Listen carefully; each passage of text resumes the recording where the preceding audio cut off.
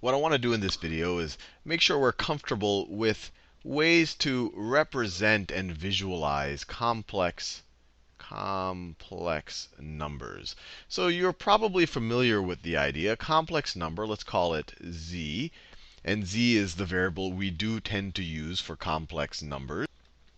Let's say that z is equal to a plus bi. We call it complex because it has a real part, it has a real part, and it has an imaginary part. And it has an imaginary part.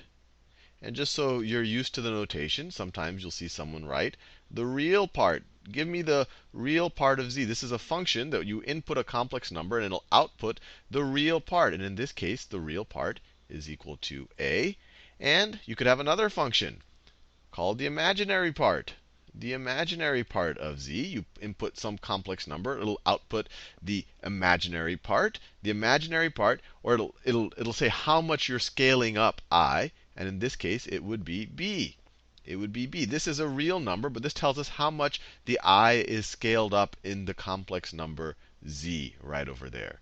Now, one way to visualize complex numbers, and this is actually a very helpful way of visualizing it when we start thinking about the roots of numbers, especially the complex roots, is using something called an Argand diagram.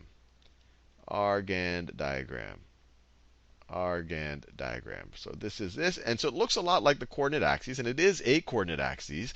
But instead of having an x and y axis, it has a real, and imaginary axis. So in the example of z being a plus bi, we would plot it really as a position vector, where you have the real part along the horizontal axis. So let's say this is a, and then the imaginary part along the vertical axis, or the imaginary axis. So let's say that this is b. And so we would represent in an Argand diagram the vector z as a position vector that starts at 0 and that has a tip at the coordinate a comma b. So this right here is our complex number. This right here is a representation in our Argand diagram of the complex number a plus bi, or of z. Now, when you draw it this way, when you draw it as a position vector, and if you're familiar with polar coordinates, you're probably thinking, hey, I don't have to represent this complex number just as kind of coordinates, just as an a plus bi. Maybe I could represent this as some angle here, let's call that angle phi, and some distance here. Let's call that r, which is kind of the magnitude of this vector. And you could, if you gave some angle and some distance, that would also specify this point in a complex plane. And this is actually called the argument of the complex number, and this right here is called the magnitude, or sometimes the modulus, or the absolute value of the complex number. So let's think about it a little bit. Let's think about how we would actually calculate these values. So r, which is the modulus, or the magnitude, it's denoted by the magnitude, or the absolute value of z1. What's this going to be? Well, we have a right triangle here. This side is b, length b. The base right here has length a. So to calculate r, we could just use the Pythagorean theorem. R squared is going to be equal to a squared plus b squared, or r is going to be equal to the square root of a squared plus b squared. If we want to figure out the argument, let's say we want to figure out the argument, this is going to be equal to what? So let's think about this a little bit. We have b and a. So what trig function deals with the opposite side of an angle and the adjacent side? So let me write the famous SOHCAHTOA up here. SOHCAHTOA. Tangent deals with opposite over adjacent. So the tangent of this angle, which we call the argument of the complex number, the tangent of the argument is going to be equal to the opposite side over the adjacent side. It is equal to b over a. And so if we wanted to solve for this argument, we would say that the argument is equal to the arctan, or the inverse tangent, of b over a. Now, if we wanted to represent, let's say we had the complex number, let's say that we were given the argument and the, let's say that we're given the modulus and the argument. let's say we're given that, how do we go the other way? Right now, if we have the a's and the b's, the real and the complex part, I just showed you how to get the magnitude and how to get the angle or the argument. But if you're given this, how do you go the other way? Well, here, if you're trying to figure out a given r and theta, so you're trying to figure out an adjacent side given an angle and the hypotenuse. So adjacent over hypotenuse is equal to cosine. So you would have cosine of the argument is equal to r is equal to the adjacent over the hypotenuse is equal to a over r. Multiply both sides by r. You get r cosine of phi is equal to a. Do something very similar for b. If we use sine, opposite over hypotenuse, sine of the argument is equal to b over r, is equal to b over the magnitude. Multiply both sides by r. You get r sine of phi is equal to b. So how would we write this complex number? So this complex number z, the complex number z is going to be equal to its real part, which is r cosine of phi, plus the imaginary part times I, plus r, let me do that same green, plus r sine of phi times I, Now, this might pop out at you as something that's pretty interesting if you've ever seen Euler's formula. Let's factor out this r over here. So this is going to be equal to, factor out an r times cosine of phi, plus, I'll put the I out front, I sine of phi. I sine of phi. Now, what is this? And if you've seen the videos, I do it in the Taylor series, a series of videos in the calculus playlist, and it's really one of the most profound results in all of mathematics. It still gives me chills. This is Euler's formula. This by Euler's formula is the same thing. This is the same thing, and we show it by looking at the Taylor series representations of e to the x and the Taylor series representations of cosine of x and sine of x. But this is, if we're dealing with radians, e to the I phi, So z is going to be equal to r, times e to the I phi, So there's two ways to write a complex number. You could write it like this, where you have the real and the imaginary part. That's maybe what we're used to.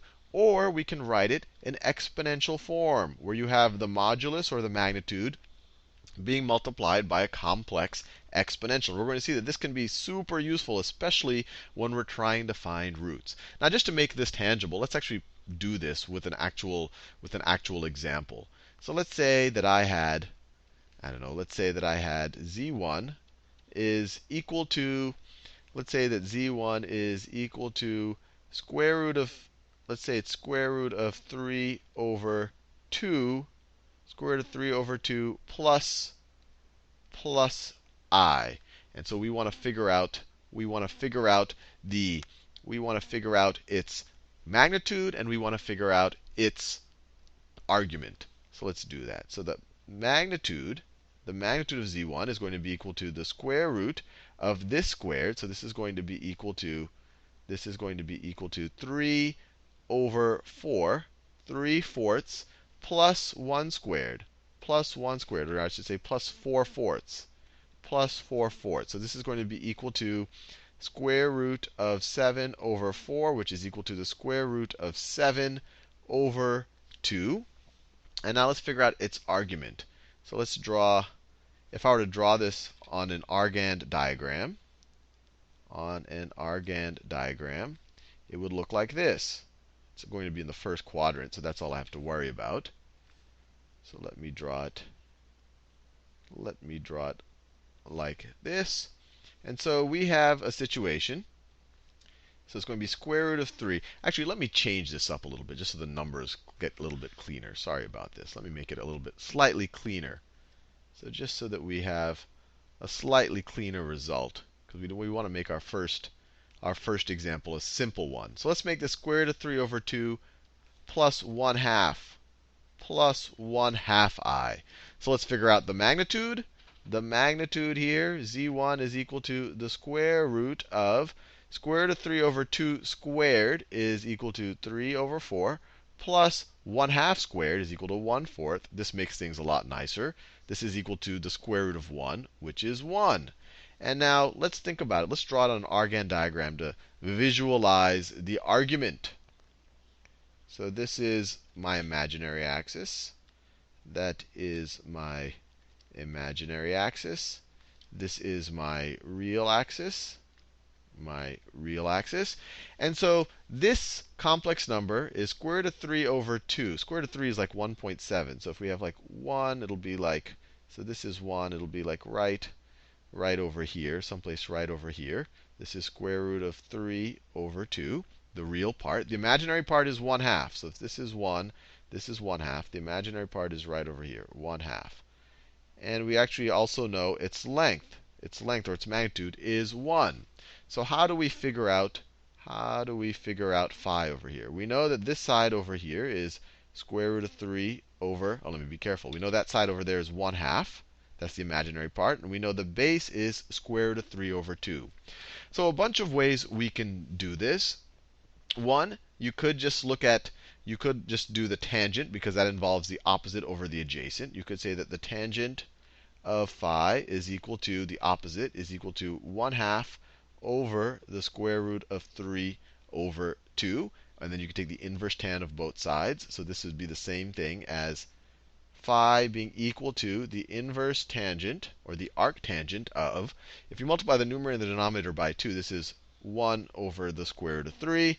You could do it like that. You could also say that phi is equal to the inverse sine of, so the sine of phi is going to be equal to the opposite over the hypotenuse. So sine of phi is equal to 1/2 over 1, or phi is equal to the arcsine of 1/2. And you could put that in your calculator. Or you could recognize this is a 30, 60, 90 triangle. This base right here is square root of 3 over 2. This is 1/2. This is 1. So this angle right here is going to be 30 degrees. And that's just from pattern matching from a 30, 60, 90 triangle. You could look at these and also get something similar. Now, I want to put this in radian form, because whenever I use the exponential form, you want it to be in radians. So phi is equal to 30 degrees. Phi is equal to 30 degrees, which is the same thing as pi over 6. So if I wanted to represent z1 in exponential form, it would be the exact same thing as r, or its magnitude, which is 1. I'll put the 1 out there, even though you really don't have to. 1 times e to the pi over 6i. E to the pi over 6i. And we're done.